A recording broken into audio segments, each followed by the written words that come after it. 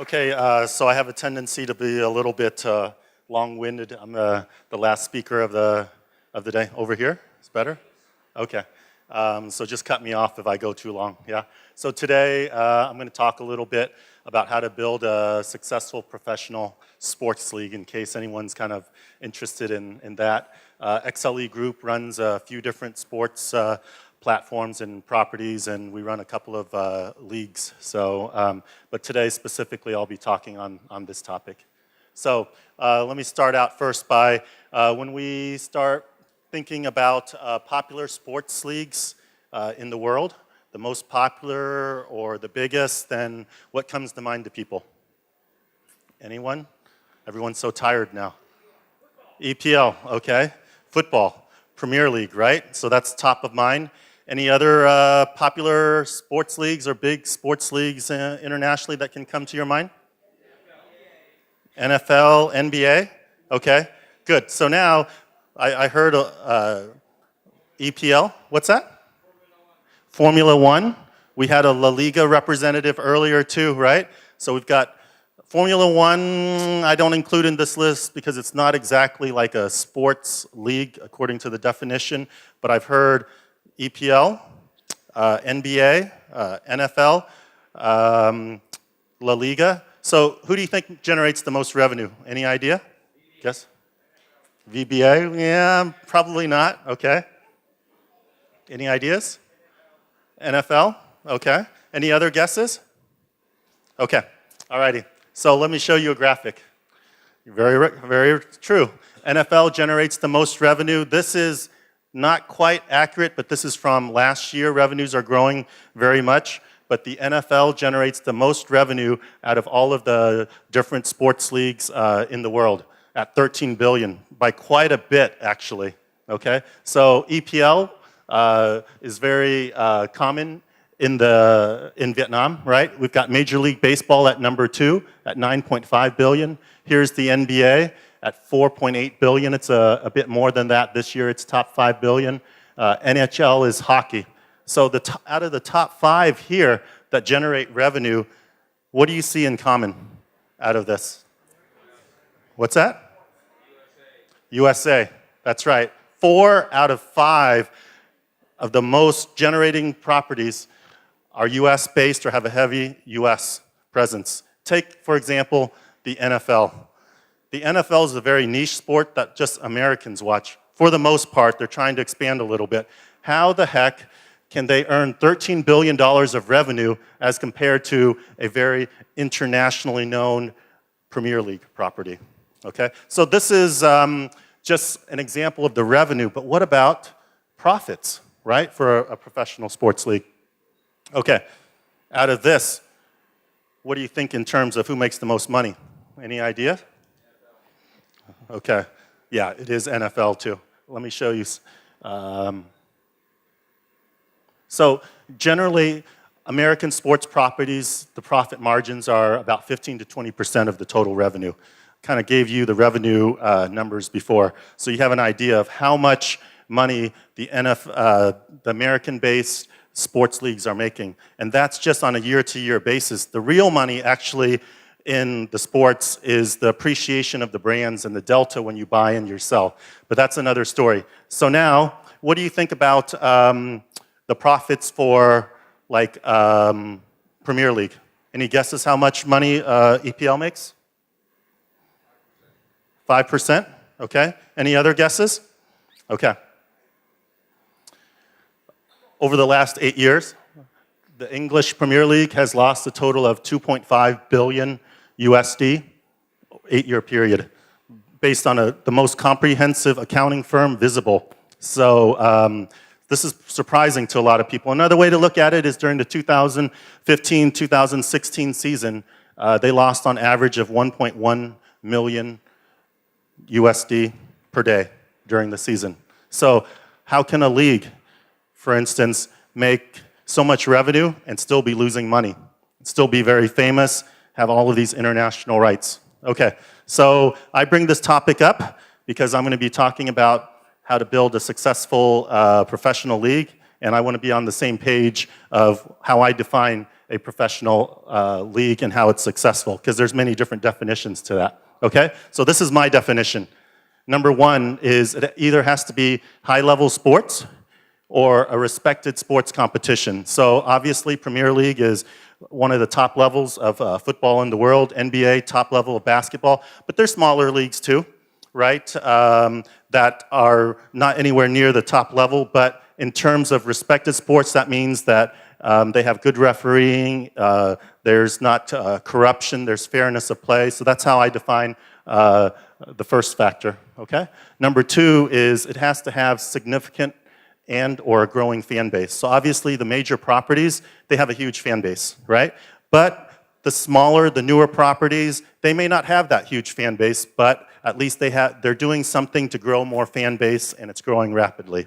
And then the last thing is financially sound or profitable, okay? So that's my three definitions. So I was born in Vietnam, but I grew up in the US. I grew up in a very much an American sports-based business model, and what I believe is that a sports league must be financially sound so that you can grow the sports league, so that you can reinvest back in, so that it can be more popular. And the more money that there is in a sports league, the more talent that it attracts. So that's my definition of what a successful pro sports league is. So now, what are the key pillars to creating a successful pro sports league? Number one, you have to have a strong ownership and governance structure. I'm not going to get into too much technicals here, but I'll just go over it fast. Parity. What does parity mean? Parity means kind of like competitiveness or equalness. So a majority of the teams in the league have to be competitive. Number three is a sustainable business model. And then number four is building a strong fan base, okay? So these are the four factors or the four key pillars that I'll be talking about. So right now, I'm gonna be using one of our sports properties. It's called the VBA, Vietnam Basketball Association. It's just in its second year right now, so a very new league, a professional basketball league. And so I guess maybe we'll introduce it with the video so people have a feel for what that is.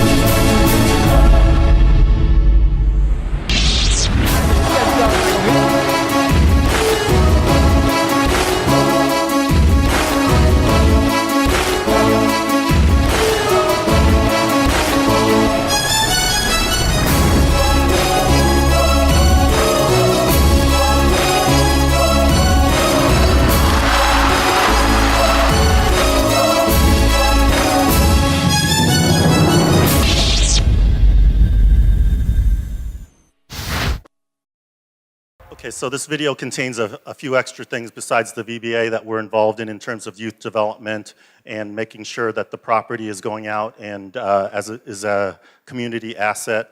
Also, we lead the national team. All of these things that we do to develop the sport of basketball. Okay, so that's kind of like the role, one of the key roles of the VBA. Okay, so we talked about ownership and governance structure. What does that mean? We're going to keep it very simple right now. According to this model, then, there's 6 teams in the VBA as a case study. Each team owns the league equally. It really doesn't matter if they're from a small market team or they're from a big market team. They have an equal share and an equal say into the key business decisions of the league. Okay? So that's what you see up here. I'd probably just ignore down here. That's a little bit too technical. But the other thing that's very important here that most sports leagues do not have, that American sports leagues has, is sports is a super competitive arena. Everyone wants to beat one another, and they'll find every single edge to do that. But the reason why American sports leagues make the most money is because the owner's mindset is as partners, not as competitors. So the saying is that competitors on the court, but as partners in the boardroom. Okay? So the owners all work together collaboratively how to grow the league, how to make it more popular, but at the same time, at the basketball level, at the sports level, they're doing whatever they can to beat one another. Okay, so that's a little bit unique, but it's very key. It's just like when you run a company, the structure of the company and the leadership of the company are super critical in order for the company to be successful. I feel like in a professional sports league, it's exactly the same thing. Okay. Number 2, parity. Competitiveness. Why does it even matter? It matters because at the end of the day, if you're trying to build different sports teams, you want all of the sports teams to be popular, to be able to grow their own fan base. But how popular can a team be if you're in a league and you already know what the winner of that league is? Or before the year starts, you already know these 2 teams are already going to be the winner. So parity means competitiveness of most of the teams. So then every year, even if your team wasn't that great this year, there's still hope for you in the next year. There's a chance that you could win the championship. You have something to look forward to. You have something that you can care about, okay? So, parity. How do you create parity? Number 1, revenue share and the system for the revenue share, okay? So remember what I was talking about before about the governance structure. Number 1 is if you have league revenue, such as a national TV contract or sponsorship, then that revenue is shared equally amongst all of the 6 teams. So it doesn't matter if that team is from a big market or a small market, okay? They get equal amount of revenue if it comes from the top on down. But you can also share revenue from bottom up too, at the team level. For instance, what are some examples of revenue that you might generate at the team level? Merchandise, selling tickets, right? But that revenue can be shared too. So for instance, if you're selling tickets, you can, for instance, in the VBA, 70% of the revenue is kept at the team level, and then 30% of it goes up to the league. And then that comes into a pool, and then it's equally split. Why is this important? It's because, like, for instance, in a market like Ho Chi Minh City, when there's a lot more people than in Cantah, and maybe the per capita income is a lot higher, then Ho Chi Minh City has a chance to make a lot more money than a team in Cantah. But if they make 5 times more than a team in Cantah, then will that team in Cantah long-term ever be competitive? And how do you build the base in Cantah for that team? All right, so this is an example of revenue share that's very simple. This can really get as complicated as you want and as you get into more detail. Reverse draft structure. This is, to make it most simple, is that a lot of players are under contract, but there's new players coming into the league every year. That's what they call a draft. But now, if you have a reverse draft structure, what does that mean? It means the weakest teams from the previous years get to choose earlier or get to choose first. So they generally get the better players, and then the better teams have to pick last, so they get the weaker players. What that does is it makes it very much of a challenge for a stronger team to stay dominant for longer periods of time, okay? But they can if they have really smart and strong management, but this is another structure in terms of to encourage parity. And then the last thing is salary caps. This is the ultimate equalizer. Okay, so you try to set up structures right now where one team probably in a league at least doesn't make more than 2.5 times more than another team as the maximum delta, as the maximum difference. But the salary caps, I'm talking about specifically for how much you pay players, okay, limits that too. So let's just say, for instance, your salary cap is 100 million. Doesn't matter what the unit is, USD, and you want a star player and you got to pay them 40 million. It's a basketball team. You still got 11 other players. That means you only have 60 million left to pay for the other 11 players, right? So if you wanted to get 2 star players, the rest of the players you're gonna have to get as young or very cheap or inexpensive. So the salary cap is another way then to encourage parity. Instead of having one team, for instance, because they have the most money, hoard 5 superstars, and then no other team can compete. So also very important to a developing league. All right. Number 3 is a sustainable business model. So to make it simple, it's a business. It should be a business. It should be self-sustaining. What do you have to worry about? Number 1 is cost, and number 2 is revenue, right? So we talked about salary caps before in terms of parity. I talk about salary caps too in terms of controlling costs. Owners are very successful businessmen generally. Super competitive, they'll do whatever they can to win. That's why salaries are skyrocketing. And they'll do whatever, and in the sports arena, they're not gonna be able to control themselves, right? But why do American sports businesses make so much money? It's because they limit the salary caps to between 50 to 60% of the total revenue. So for instance, like the NBA, I think the collective bargaining agreement, it's either 58 or 56%. It's just kind of like switched. And then like in the NFL, which makes the most money, players only make 51% of the total revenue. Okay? So that is a way actually not just to control costs, but it's really to control owners. It's to protect owners from themselves so that the property can still continue to develop. And then there's the revenue streams. Okay? So obviously in a business, you have to know very clearly where you make money. In professional sports platforms, there's 4 key revenue streams. I think we've gone through this tonight with many different speakers.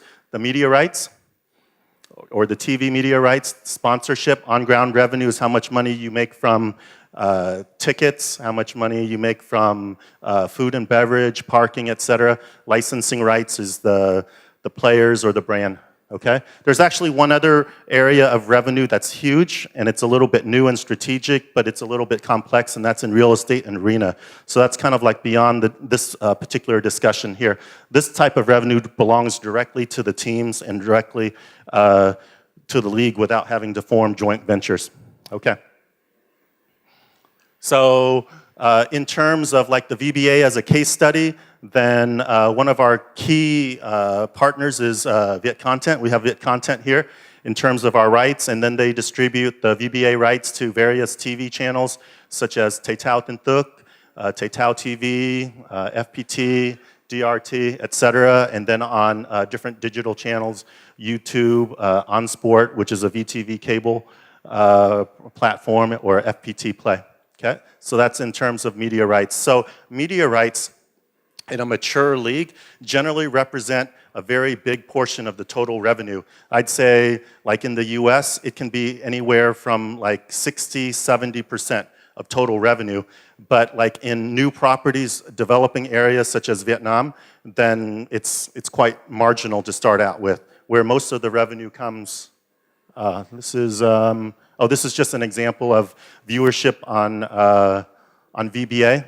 Just remember, we're only in our second year compared to Premier League. So we're about 50% of Premier League on FPT. This counts on TV and then on digital too. So sponsorships we talked about. So the VBA, then the sponsorships, our main sponsors are Jetstar, Vinaphone, Prudential, and Audi. These are our key cash sponsors. But of course, in sports properties, then there's many other types of sponsorships, what we call VIK, value in kind, to reduce our operating costs, such as housing, accommodation, food and beverage, etc. Okay, as part of the league. So we talked about the on-ground revenue, the tickets already. How smart can you be about the different ticket pricing, the hospitality, packaging to sell, and then like how do you price in different markets? Okay, and then the merchandise revenue doesn't really belong in on-ground. That's more the next topic, the licensing rights. So, for instance, right now, Nike works with some of our players as brand ambassadors. A milk brand, Lift Kuhn, they, similar to Milo, they use some of our players to put on their milk carton and then for TVCs. So we're seeing more and more of that as we're looking to develop the VBA and the sport of basketball in Vietnam. Okay, and the last thing, the most important thing is building fan base.